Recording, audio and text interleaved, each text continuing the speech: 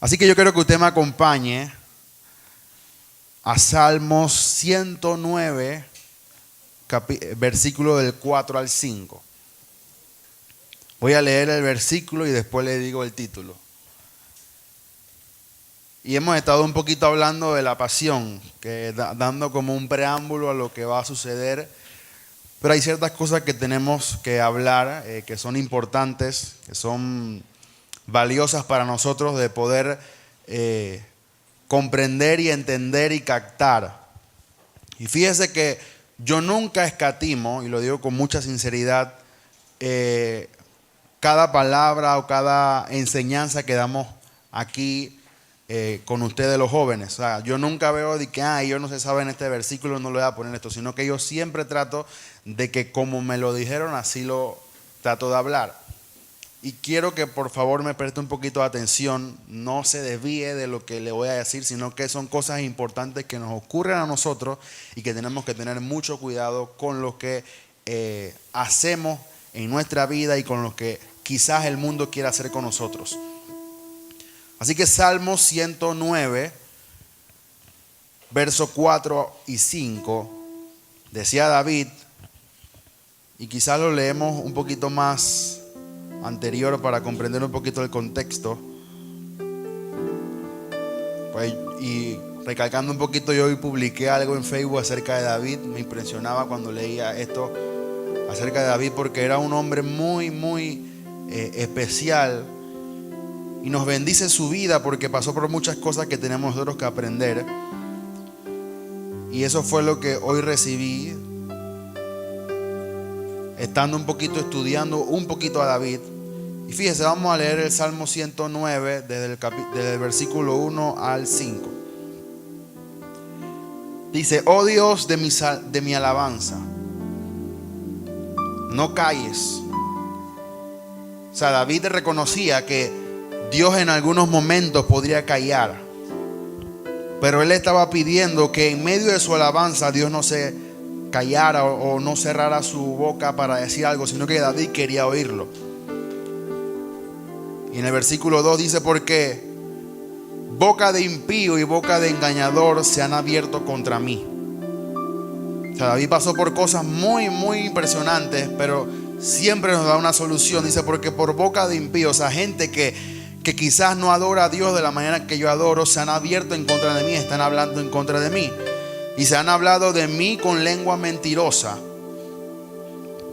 Versículo 3 dice: con palabras de odio me han rodeado. Fíjese cómo se sentía David. Y pelearon contra mí sin causa. O sea, los enemigos de David peleaban contra él y no tenían ninguna causa.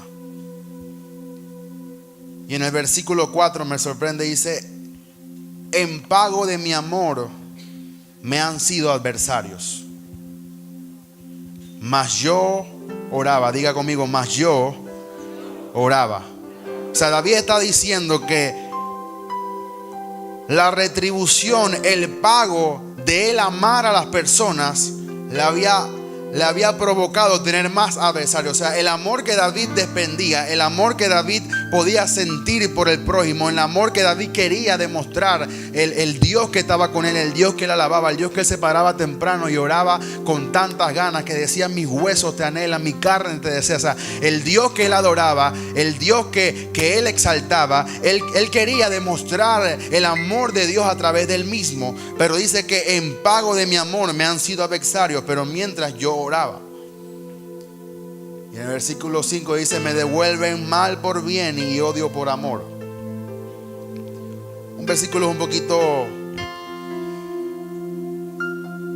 no complicado, pero me da un poquito de dolor por lo que David sentía, porque en medio de lo que él podía amar y demostrarle su amor a los demás, dice que le acarreaba que se incrementaban contra él sus adversarios. Pero David no da solución, dice que él oraba. El tema de hoy es los enemigos de tu pasión. Yo te quiero decir que hay ciertas clases de enemigos que quieren verte sin pasión. Fíjese que no te estoy diciendo que te quieren ver derrotado, sino que quieren que tu pasión se apague. Y hoy en día vemos un mundo rodeado de maldad. Los jóvenes son un blanco favorito para dispersar dicha maldad. O sea, usted hoy, y yo no sé si usted ve un poquito de noticias, yo he dejado de verlas, pero por las redes sociales siempre me entero a través de estas cadenas de televisión, por lo menos por CNN, que veo mucho. El hecho de que hablaba con una persona y le decía, como un grupo como el grupo islámico, que se denomina ISIS, confabula a un joven de que él es parte de ellos, y el joven se pone una bomba suicida y el joven está dispuesto a morir solamente por un argumento que un grupo le haya dicho. Y usted pudo ver el accidente que hubo en el concierto de Ariana. En medio del concierto, un joven de tantos de años afuera mató a 22 personas por él solamente creer un argumento de una agrupación llamado ISIS, que están a kilómetros de distancia, pero él no puedo decir se confabuló tanto, creyó tanto el argumento de ellos que quiso hasta dar su vida por defenderlos a ellos. Por eso que yo hoy digo que hoy el mundo está rodeado de mucha maldad y los jóvenes son el instrumento para dispersar dicha maldad. O sea, el diablo sabe que en la juventud hay una población fresca, recién emergiendo, recién creciendo, en la cual él puede incubar dicha maldad para propagar esa maldad por el mundo. O sea, nosotros somos un blanco del enemigo para propagar dicha maldad. Pero mire lo que decía David ya cuando estaba anciano en Salmo 71, 18. Lo voy a leer de las dos versiones. Salmo 71, verso 18.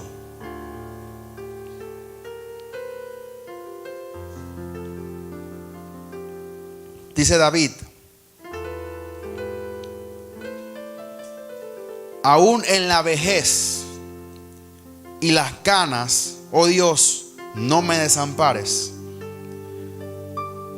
Pero ¿por qué David quería que Dios no lo desamparara? Dice: hasta que anuncie tu poder a la posteridad y tu potencia a todos los que han de venir. Otra versión declara un poquito más sencilla lo que David quería decir. Dice: ahora que estoy viejo y canoso, no me abandones, oh Dios.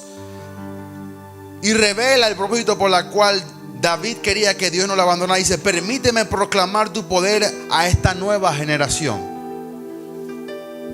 y tus milagros poderosos a los que vienen después de mí. O sea, David tenía una carga por la generación que estaba emergiendo después de él.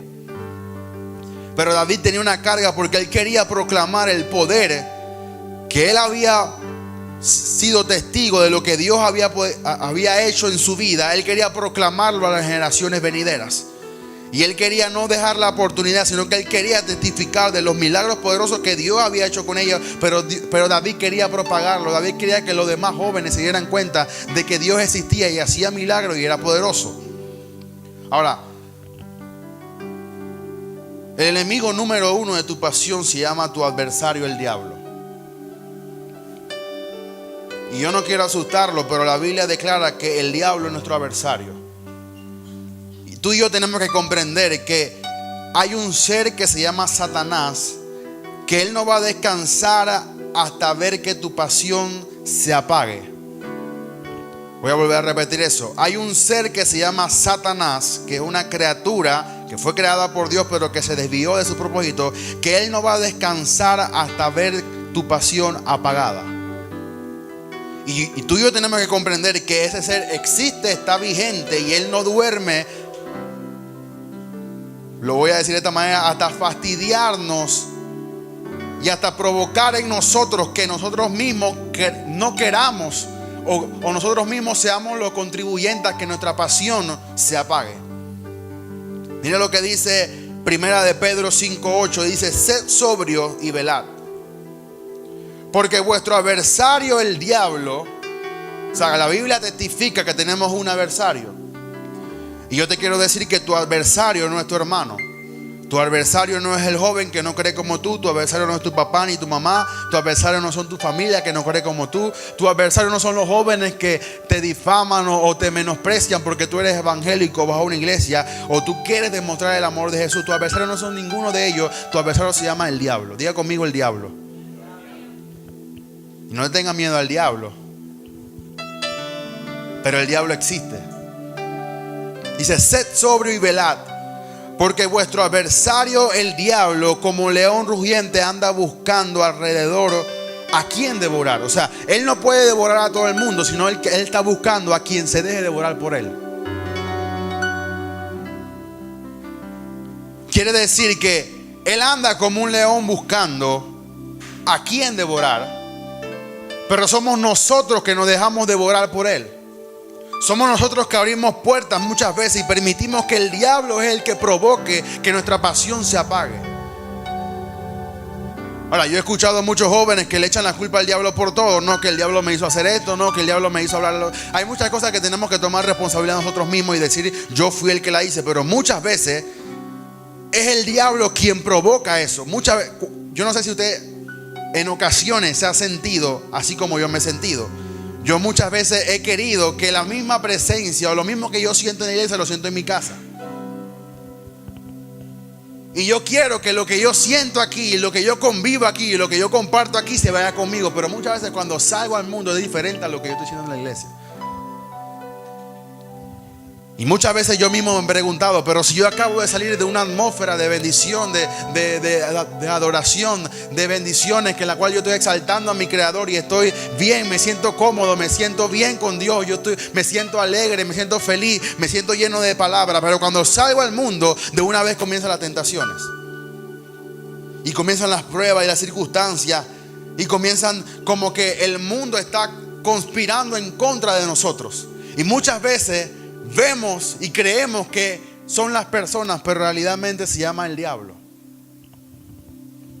Y más abajo voy a agregar muchas cosas que te van a dar luz. Pero jóvenes, tenemos un adversario que se llama el diablo. No menospreciéis, como dice la Biblia, nunca menospreciéis las maquinaciones de vuestro enemigo. O sea, tú no puedes pretender que tú vas a demostrar una pasión tan grande y tú vas a dejar y vas a menguar a que el diablo se robe tu pasión. Tú no puedes pretender que tú agresivamente sales al evangelio, cambias, predicas, ganas 100 personas y el diablo se va a tener una sonrisa contigo. No. El diablo anda como un león rugiente buscando a quien devorar. Lo que muchos jóvenes no hemos comprendido es que de la misma manera que estamos atacando y estamos siendo violentos, el diablo va a contraatacar nuestra pasión. O sea, con la misma agresividad que tú estás evangelizando, él va a venir contra ti. Pero muchas veces no nos preparamos para ese ataque del enemigo. Creemos que el diablo nos va a dejar, como dicen los jóvenes, cool. Yo estoy bien, Satanás tú por allá y yo por acá. Pero es que tú le estás robando las almas al diablo. Tú estás saliendo a predicar el evangelio, cosas que a él no le gusta. Tú estás haciendo una labor de parte de Jesús al mundo que él también está tratando de evangelizar con sus argumentos. Entonces, tenemos que llegar a la conclusión que estamos en una guerra contra Satanás. No porque la provocamos nosotros, sino porque él está dispuesto a batallar a que tú no ganes, a que tú no llegues y a que tú no cumplas el propósito por el cual Dios te llamó a ti. Tú tienes que estar claro de que tú tienes un enemigo y se llama Satanás. Que cada cosa que tú hagas, él no va a estar de acuerdo con la decisión que tú tomes. Cada decisión que tú tomes por Dios, él va a querer que tú tomes una decisión contraria a lo que tú has decidido. Por eso que tú sientes muchas presiones, por eso que tú sientes como que tú tomas una decisión por Dios, pero hay algo que te dice que no lo hagas, hay algo que te contradice, hay algo que se te pone al frente y te impide alcanzar lo que Dios quiere que tú hagas. Pero tenemos que comprender que se llama Satanás. ¿Y por qué muchas veces yo he pensado, pero si he salido de la iglesia y después estoy pensando en estas cosas? Porque dice la Biblia que el diablo es el príncipe de las tinieblas, pero es el gobernador del aire. Es lo que gobierna todo el mundo. Y cuando tú sales, tú estás en la atmósfera de Satanás. Y él va a tratar de sembrar una semilla contraria a lo que Dios está sembrando en tu vida. Si él ve que tú tienes pasión por Jesús, él va a tratar de sembrar algo que te quite esa pasión por Jesús. Cada decisión que tú y yo tomemos por Jesús, él va a tener una decisión contraria y él va a querer que tú renuncies a lo que te confesaste, a lo que tú querías hacer por Jesús.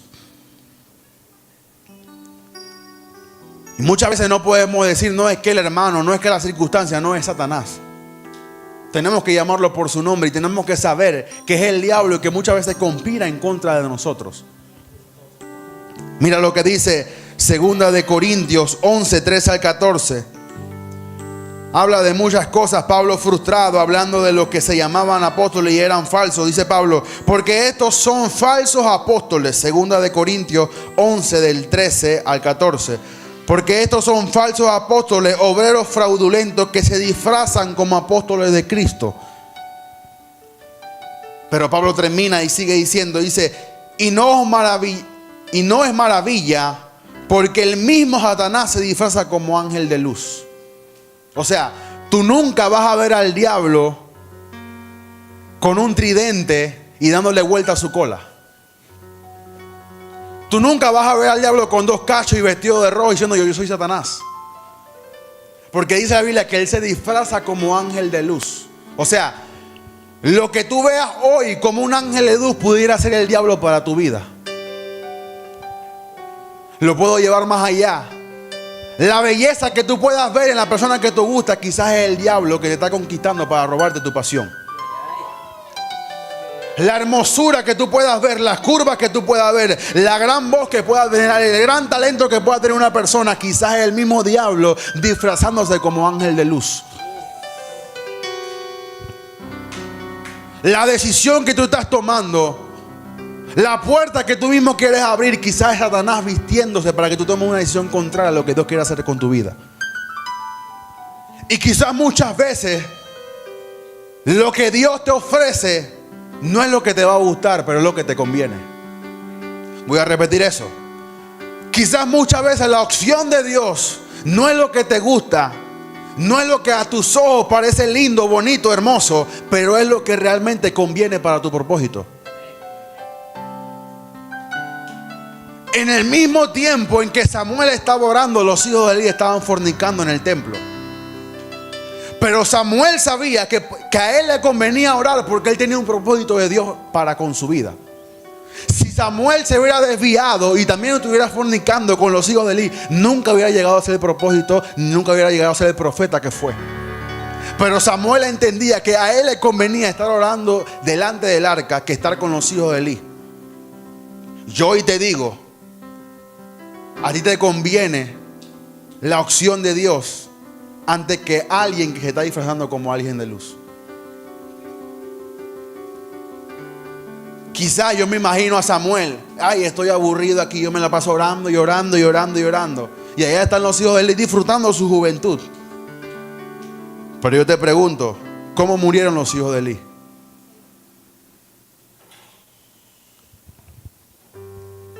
Y siempre vemos eso, y yo lo puedo testificar con mi vida. ¿Dónde están los jóvenes que crecieron conmigo? ¿Dónde están las muchachas que estaban conmigo en la escuela? ¿Dónde están hoy? ¿Qué tal con su vida? ¿Qué tal con su propósito? ¿Qué tal con su futuro? Pregúntate tú, ¿cómo están los jóvenes que crecieron contigo? Y quizás tú puedas decir, yo estoy aquí aburrido, el joven fue escuchando a alguien que está hablando de los enemigos de su pasión, pero ellos allá se están perdiendo y muchos de ellos están muertos y muchos de mis amigos hoy están muertos. Porque la opción de ellos, aunque era bonita, no era lo que me convenía. Era Satanás disfrazándose como ángel de luz. Cuando me decían, Cristian, vamos para la fiesta. Cuando me decían, Cristian, tú eres bobo, tú puedes tomar y mañana estás bien. Cuando me decían, nada más fuma un cigarrillo, no te va a hacer daño. Cuando me decían esto y lo demás, haz esto y lo otro. Ten una novia, ten esto, ten lo demás. Era Satanás que se disfrazaba como ángel de luz, ofreciéndome algo para desviarme de mi propósito. Y no te creas que él no va a hacer lo mismo contigo. Él va a hacer lo mismo y peor contigo. Entonces es el diablo que se disfraza como ángel de luz. Es Satanás que te ofrece algo lindo externo, pero que en realidad es algo que te quiere desviar de tu propósito.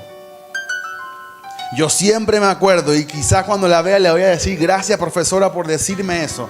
Yo me acuerdo mi profesora Denia de Ábrigo, cuando estaba en cuarto grado, me decía: Almengor, Almengor, por fuera está muy bonita, pero por dentro está bien podrida. Me lo decía y me lo recalcaba todos los días. Y esa señora era católica y todos los días nos ponía a orar y a nombrar en el nombre de Jesús.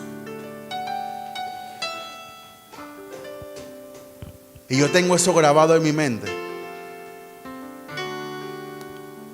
Satanás se disfraza como ángel de luz. Debemos reconocer que tenemos un solo enemigo que se llama el diablo. Mira lo que dice Juan 10:10. Dice: el ladrón no vino sino a hurtar, matar y destruir. Hablando Jesús del diablo. Juan 10:10 dice: el ladrón no vino sino a hurtar, matar y destruir, pero yo he venido para que tengan vida y para que la tengan en abundancia. O sea, el diablo quiere hurtar tu propósito, el diablo quiere matar tu propósito y el diablo quiere destruir tu pasión por Jesús, la cual tú tienes. Y miren lo que dice Mateo 24:12. Mateo 24:12 dice: ¿y por qué? Y por haberse multiplicado la maldad, el amor de muchos se enfriará. O sea, en el mundo en que vivimos, la maldad se va a multiplicar, pero es a causa de que ellos quieren apagar tu amor por Jesús. Hay un solo objetivo del mal, es que tu amor se enfríe para con Jesús. El objetivo del diablo es apagar tu pasión y enfriar tu amor. Voy a volver a repetir eso. El objetivo del diablo es apagar tu pasión y enfriar tu amor. Amor es sinónimo de pasión. Cada vez que tú oigas la palabra o leas amor en la Biblia, es sinónimo de pasión. Y podemos decir que de tal manera Dios tuvo pasión por el mundo que dio a su Hijo. O sea, cuando Dios dice de tal manera yo amé al mundo, es que Dios tuvo un amor apasionado. Dios tuvo un amor que se convierte en pasión, y por eso, por la pasión que Él tenía, Él dio a su Hijo.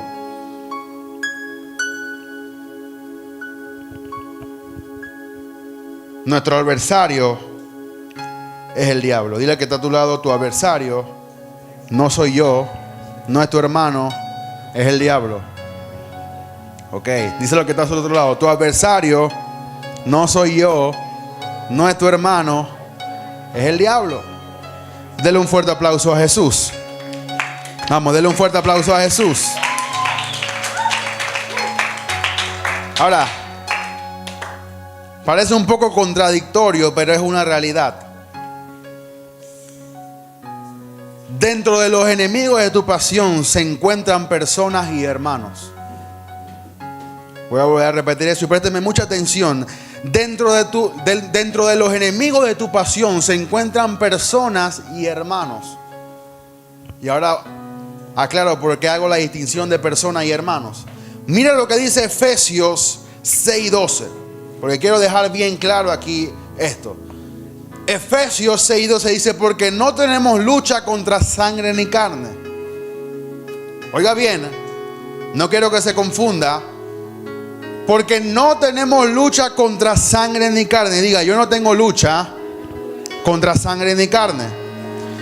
Y Pablo dice: sino contra principados, contra potestades, contra gobernadores de las tinieblas, contra huestes espirituales de maldad en las regiones celestes. Cosa que pudiéramos nosotros después, usted me pregunta y quizás le respondo qué significa cada una de esas cosas, que yo tampoco comprendo mucho qué es lo que significa, pero está bien. La cosa es que no tenemos lucha contra sangre ni carne. ¿Por qué yo digo que uno de los enemigos de nuestra pasión son personas y hermanos, pero a la vez digo que nuestra lucha no es contra sangre ni carne? Porque aunque las personas como tales no son nuestros enemigos, en realidad nuestros enemigos es lo que lo posee a ellos. Voy a volver a repetir eso. Aunque las personas como tales no son nuestros enemigos, lo que en realidad están atacando es lo que los posee a ellos. Y tengo Biblia para probarlo. Y me encanta cuando tengo versos para probar lo que estoy diciendo. Porque yo no vengo aquí inventándome un argumento, sino vengo aquí diciendo lo que dice la Biblia. Miren lo que dice Marcos 8, 31 al 33. Y lo vamos a leer en dos versiones. Marcos 8, del 31 al 33. Y quizás usted lo ha oído, pero nunca bajo este contexto. Marcos 8, del 31 al 33. Mire lo que Jesús estaba haciendo. Dice: y comenzó a enseñarles que era necesario al Hijo del Hombre padecer mucho. O sea, Jesús le está hablando a sus discípulos. Oiga bien, ¿a quién le estaba hablando Jesús?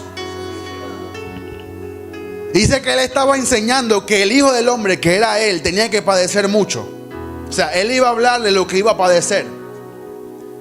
Y dice: y ser desechado por los ancianos y por los principales sacerdotes y por los escribas, y ser muerto y resucitar después de 3 días. O sea, Jesús le habló claro: mira, yo voy a ser menospreciado, yo voy a ser desechado por estos ancianos, por estos sacerdotes, por esta gente que quizás son más religiosos que los religiosos que hoy tenemos aquí. Pero bueno, yo voy a ser desechado por ellos.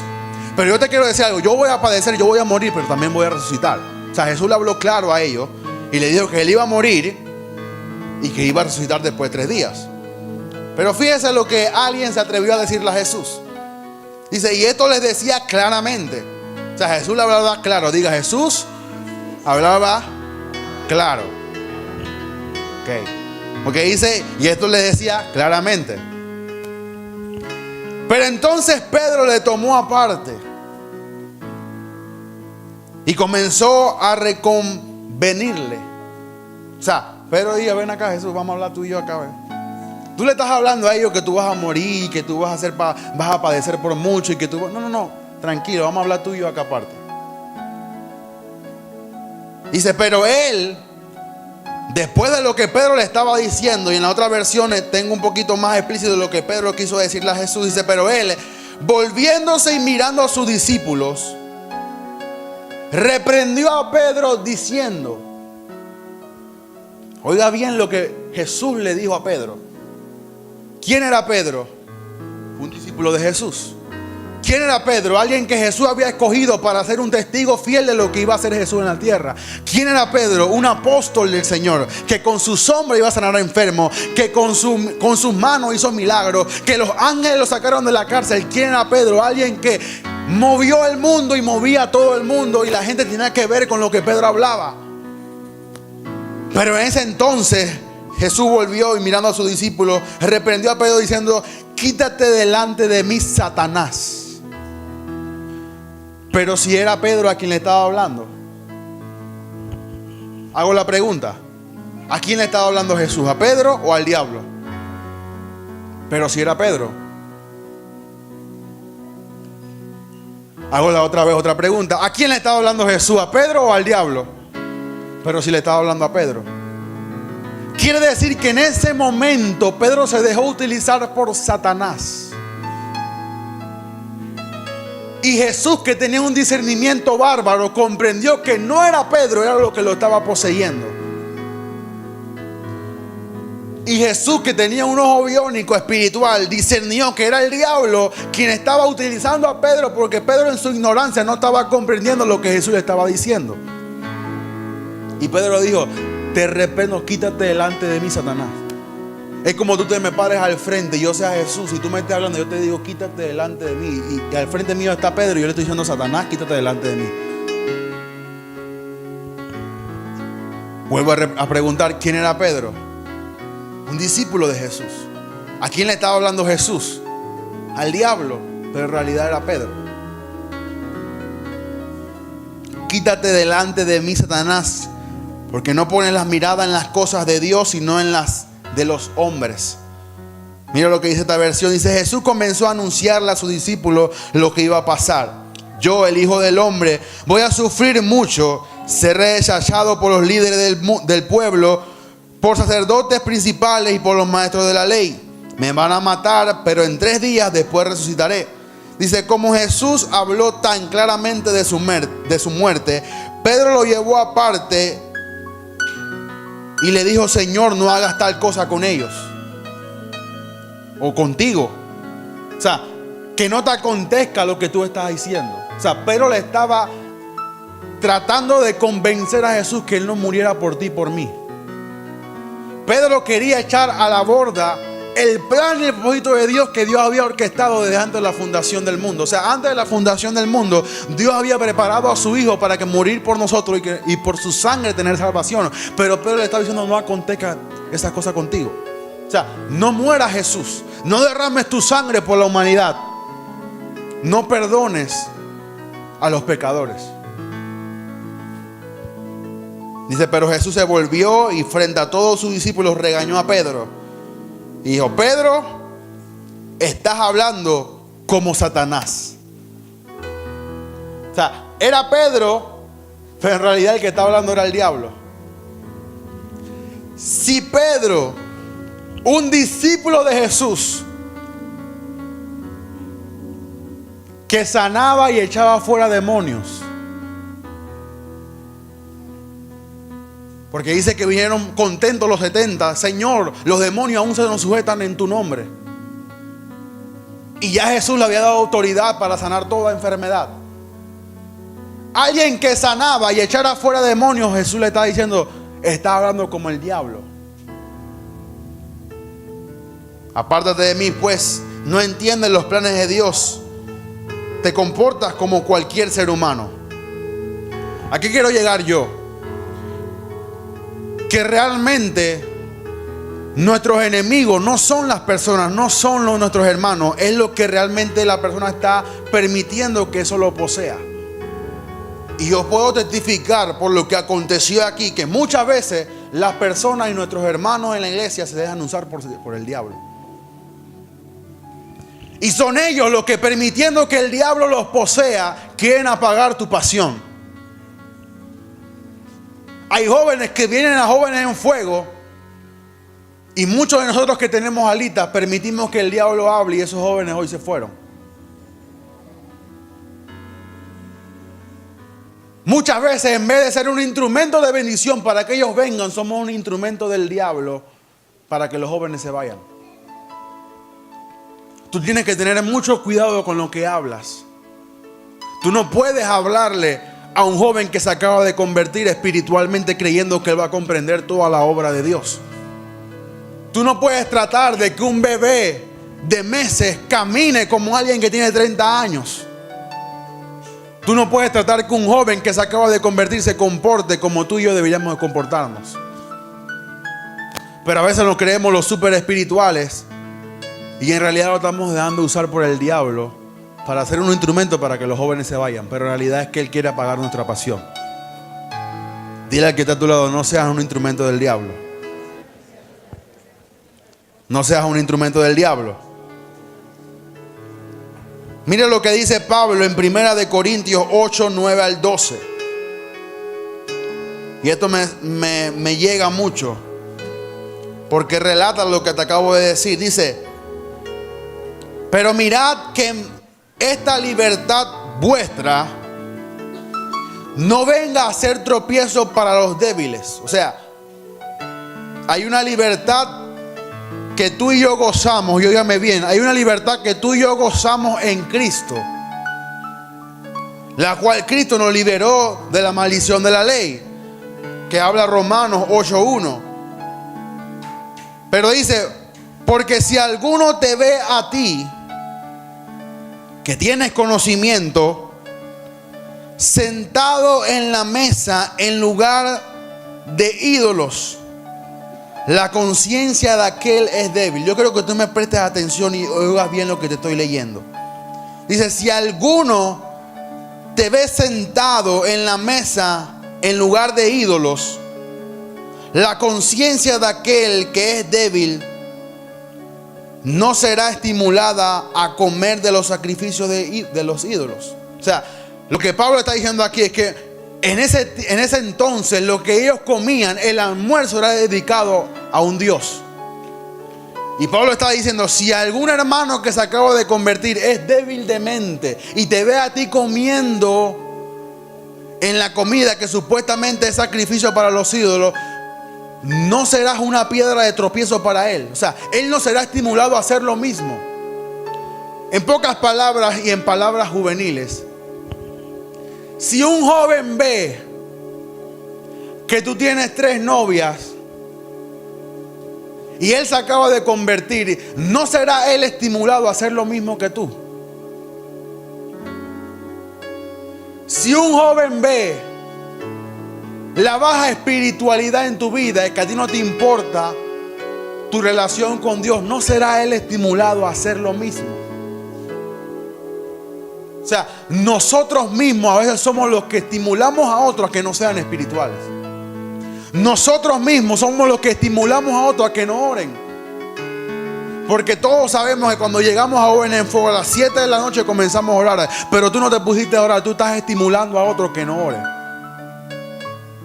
O sea, tu actitud como un joven cristiano y con carácter debía reflejarlo a los demás, lo que ellos también tienen que hacer. Pero muchas veces nuestra actitud hace que los de mente débil, o sea, los que tienen conciencia todavía de niños, que no conocen la palabra, hagan lo mismo que nosotros. Es lo que Pablo está diciendo. Dice, y por el conocimiento tuyo se perderá el hermano débil por quien Cristo murió. O sea, Pablo nos echa la culpa a nosotros. Porque tenemos conocimiento de la palabra, pero no la aplicamos. Y por causa de no aplicar lo que conocemos, nuestro hermano se pierde porque en Cristo murió. No me digas que muchas veces no hemos cometido esos errores y que no somos instrumentos del diablo. No me digas que tú no estimulas a una muchacha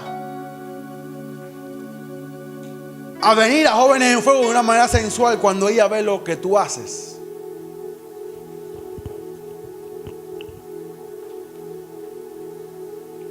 Y yo sé que aquí no van a haber amenes, pero esto es lo que dice la Biblia. O sea, nuestro testimonio muchas veces estimula a otro a hacer lo mismo. No te quejes, eres tú quien lo diste el ejemplo. No nos quejemos de que esta generación es mala y perversa, porque ya está copiando lo que nosotros le estamos testificando con nuestro testimonio. Dice, y por el conocimiento tuyo se perderá el hermano débil por quien Cristo murió. De esta manera pues, pecando contra los hermanos e hiriendo su débil conciencia, contra Cristo pecáis. O sea, cada vez que somos instrumentos del diablo para que un hermano se desvíe, estamos pecando contra Jesús. Y yo te tengo que decir esto claramente, porque no podemos tener jóvenes aquí pecando contra Jesús, creyendo que poniendo en la zancadilla del hermano estamos haciendo la voluntad de Dios. No es la voluntad de Dios, estás pecando contra Jesús. Es lo que dice la Biblia. Nosotros muchas veces nos podemos volver en el instrumento de Satanás para desviar a otros de su propósito. Tú no puedes permitir que el diablo te posea, aunque seas cristiano y hable en lengua. Tú no puedes permitir que el diablo sea quien te dirija a ti para desviar a otros, aunque tú vengas Jóvenes en Fuego y evangelices más, en el evangelio cambia.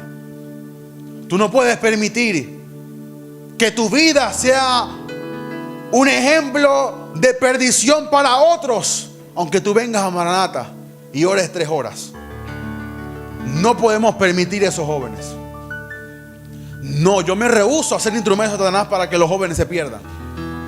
Tú tienes que rehusarte a que los jóvenes vean en ti una desmotivación por Jesús.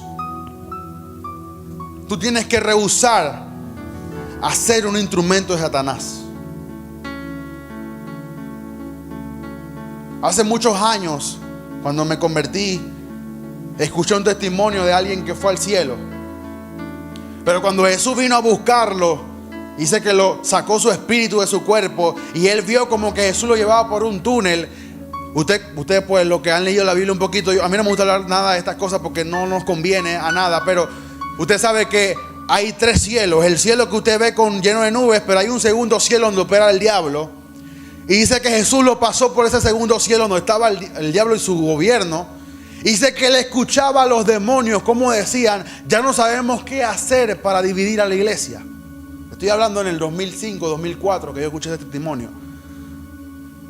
Dice que él estaba yendo para el cielo, para ver el paraíso y para ver todo lo que Jesús le mostró. Pero él escuchaba cómo los demonios murmuraban y decían: ya no sabemos qué hacer para dividir a la iglesia. Le hemos hecho esto, le hemos hecho lo otro, le hemos puesto un santero al frente, le hemos puesto una discoteca al frente y ya no sabemos cómo hacerlo. Pero dice que uno llegó y dijo: pero nunca nos hemos metido dentro de la iglesia.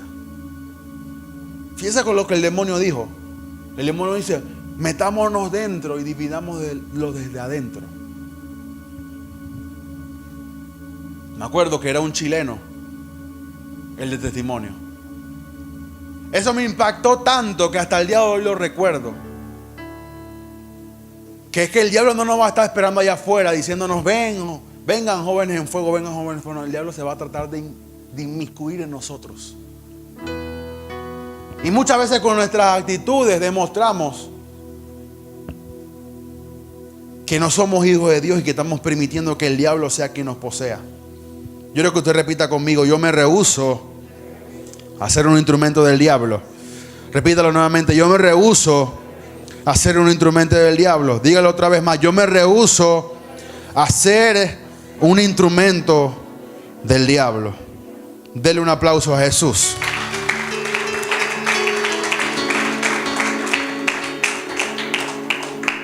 Ahora les he dicho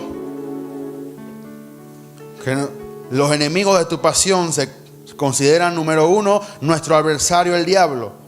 Número 2, las personas y hermanos, las cuales podemos ser personas que no son cristianas, pero también pueden ser personas que se dicen ser cristianos, que son cristianos.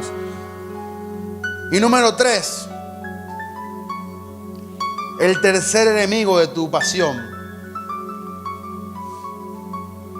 somos nosotros mismos. Fíjese que he tratado de ser bien balanceado en lo que he dicho. Primero el diablo, porque el diablo es el que se opone a la obra de Dios y a lo que nosotros hacemos. Segundo, los hermanos y las personas que se dejan poseer por el diablo. Pero tercero, tú mismo puedes ser tu enemigo.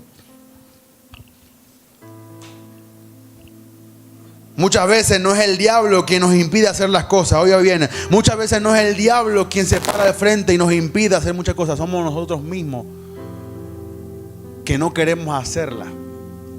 No recuerdo la frase cómo es, pero un gran maestro dijo que el gran enemigo de tu propósito se llama tu nombre. Eres tú mismo.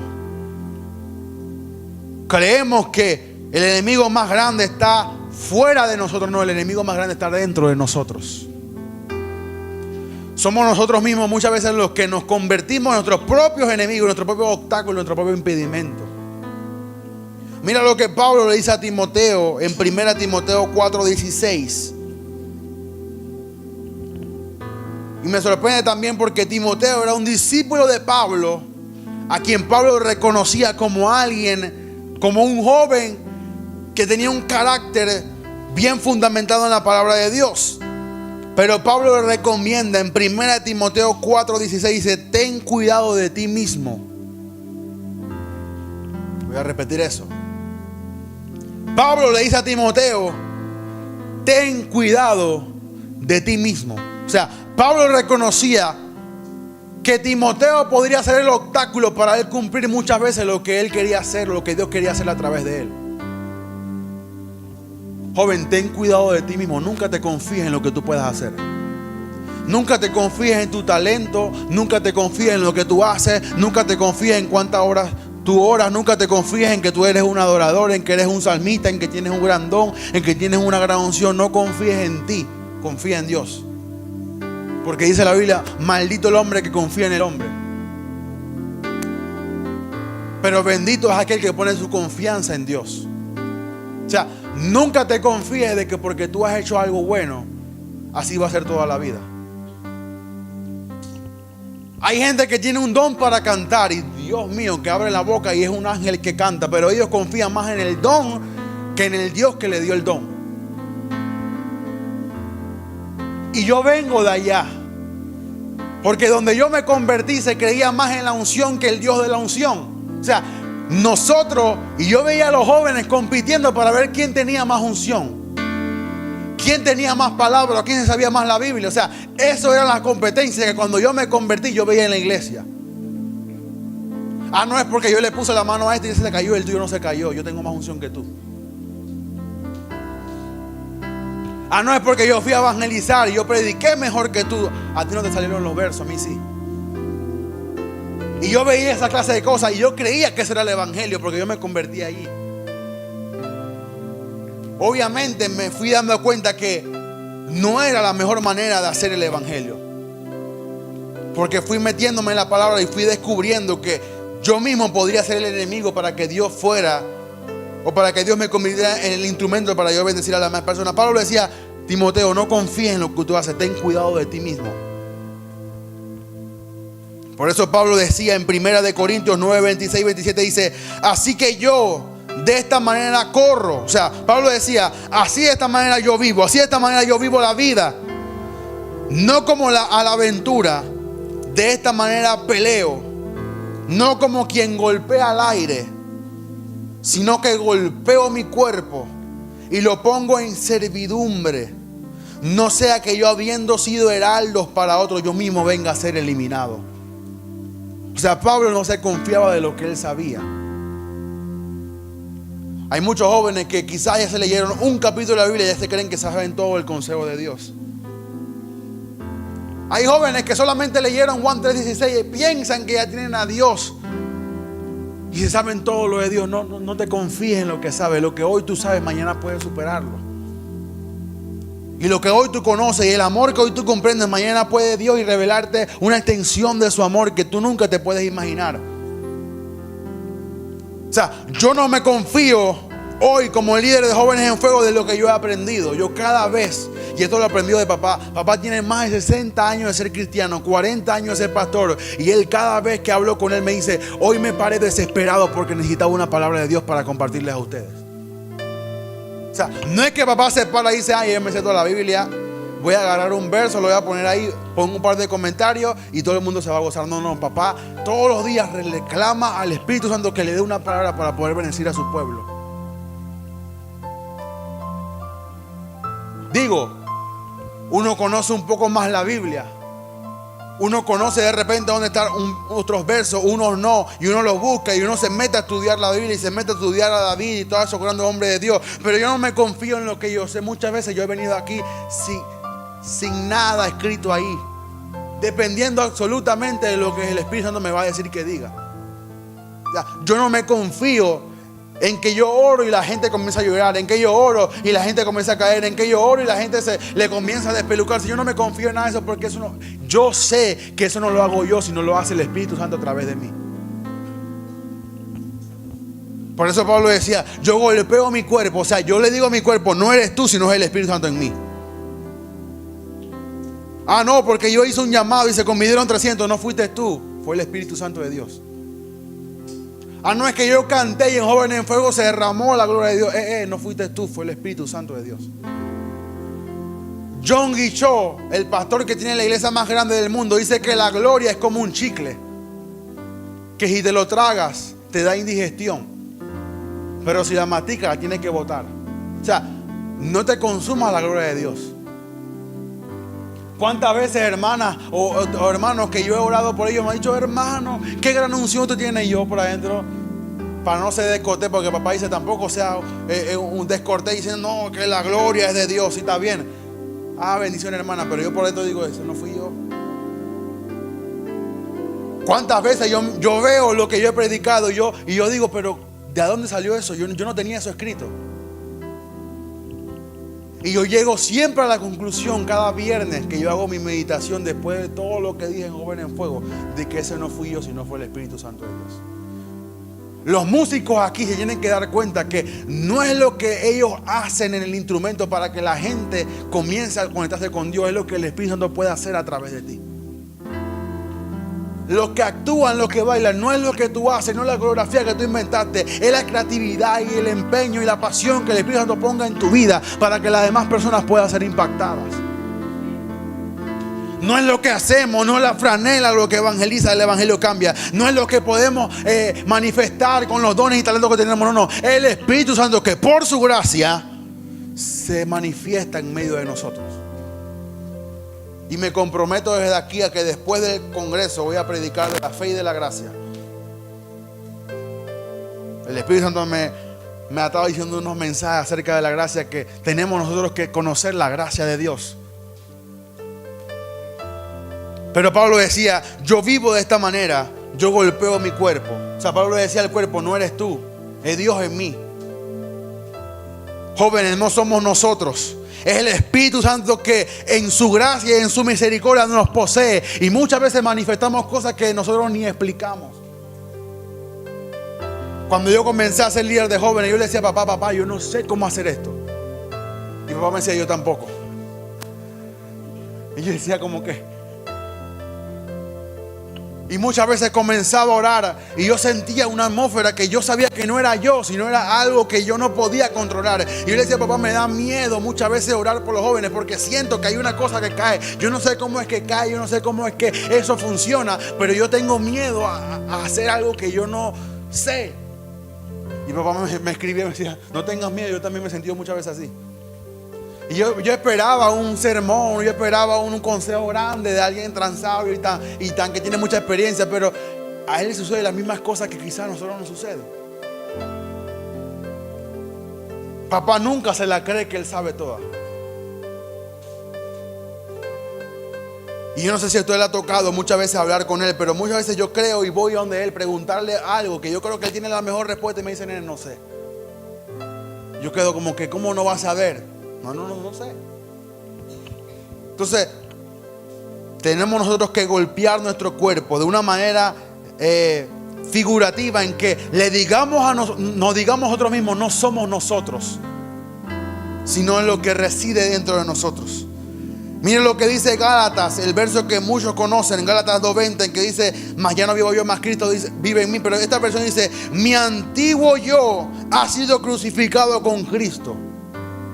O sea, tú tienes que reconocer que tu antiguo yo tiene que estar crucificado con Cristo. Usted lo puede leer ahí que dice, con Cristo estoy juntamente crucificado. Pero esta versión dice, mi antiguo yo. Pablo reconocía que era el yo de él que estaba crucificado con Cristo. Porque Pablo sigue diciendo, ya no vivo yo, sino que Cristo vive en mí. Y así que vivo en este cuerpo terrenal, confiando en el Hijo de Dios, quien me amó y se entregó a sí mismo por mí. O sea, Pablo confiaba no en lo que él sabía, sino en el Hijo de Dios que residía dentro de él. Y mire lo que dice Romanos 7, 14, 25. Que porque sabemos que la ley es espiritual. Yo sé que muchas veces no comprendemos estas cosas, pero lo tengo que leer. Dice más yo soy carnal. Pablo estaba diciendo que muchas veces él era carnal. Dice, vendido al pecado, porque lo que hago no lo entiendo, pues no hago lo que quiero, sino lo que aborrezco. O sea, Pablo tenía un conflicto dentro del mismo, que muchas veces él quería hacer algo, pero él hacía lo que su cuerpo le ordenaba. Y muchas veces lo que su cuerpo le ordenaba era lo contrario a lo que Dios demandaba de él. Y tú y yo tenemos que comprender que muchas veces nuestro cuerpo se va a negar a hacer la voluntad de Dios. No todas las mañanas que te paras a orar vas a querer orar. No todos los viernes vas a querer venir a Jóvenes en Fuego. No todos los días te vas a parar con esa pasión por Jesús. No siempre vas a estar alegre. No siempre vas a estar feliz. Tu cuerpo va a querer controlarte e impedir que tú tengas pasión por Jesús. Muchas veces yo salgo de aquí un viernes y el sábado me paro y yo digo, ¿pero qué pasó? Debería hoy pararme contento, alegre por lo que pasó ayer, por lo que experimentamos ayer, por lo que Dios pero me paro como que el mundo me apesta. Y yo digo, no puede ser que este cuerpo mío ayer estaba en un lugar contento y hoy quiera estar triste o quiera estar de una manera contraria a lo que yo sentí. O sea, mi cuerpo muchas veces se niega a experimentar lo que yo quiero sentir. Y no puedo negar, muchas veces me paro con las ganas de orar. Y quiero orar, y quiero orar, y quiero orar. Pero muchas veces me paro y no quiero orar nada. Y el joven como que no comprende esa dualidad que hay en nosotros. O sea, es nuestro cuerpo que se niega a vivir la voluntad de Dios. Por eso Jesús decía, mas el espíritu está dispuesto, pero tu carne es débil. Muchas veces tu espíritu quiere lo que Pablo decía, muchas veces hago lo que no quiero. Yo quiero agradar a Dios, pero muchas veces hago lo que aborrezco. Y sigue Pablo diciendo, y si lo que no quiero esto hago, apruebo de que la ley es buena.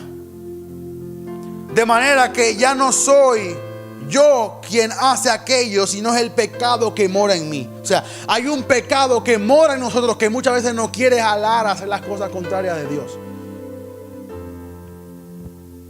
Tú puedes ser un adorador, tú puedes ser un samita, puedes ser un pianista, puedes ser alguien que evangeliza, puedes ser alguien que predica todos los días, pero muchas veces tu cuerpo va a decir no lo hagas. Muchas veces tu cuerpo te va a decir haz maldad contra tu hermano, habla esto contra tu hermano, piensa de esta manera de tu hermano. Muchas veces tu cuerpo va a querer ser el instrumento de Satanás por la cual te quiere impedir a que tú hagas la voluntad de Dios.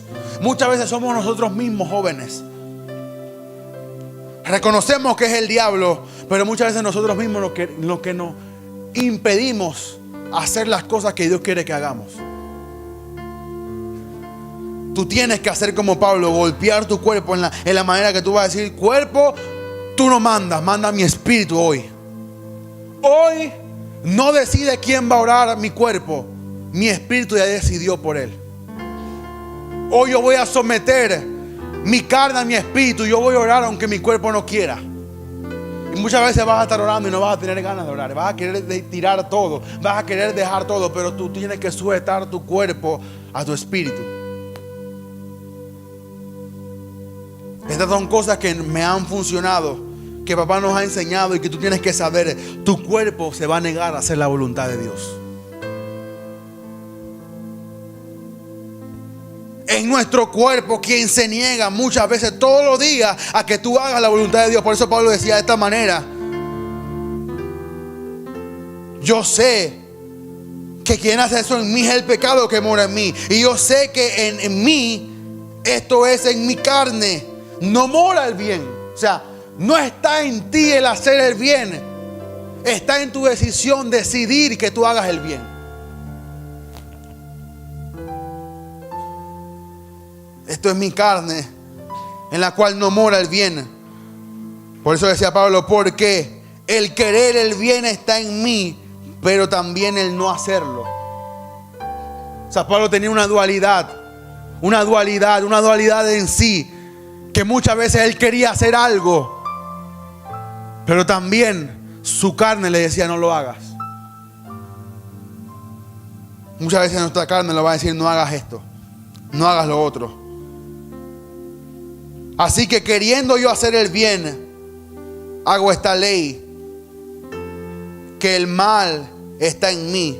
Porque según el hombre interior me deleito en la ley de Dios, pero veo otra ley en mis miembros, que se rebela contra la ley de mi mente y que me lleva cautivo a la ley del pecado que está en mis miembros. Miserable de mí, ¿quién me librará de este cuerpo mortal? Pero Pablo decía, gracias doy a Dios por Jesucristo nuestro Señor nuestro. Así que yo mismo con la mente sirvo a la ley de Dios, pero más con la carne a la ley del pecado. O sea, Pablo decía, muchas veces yo sirvo en mi mente, yo sirvo en mi espíritu, yo sirvo en mi hombre interior a Dios, pero muchas veces con mi carne sirvo al pecado.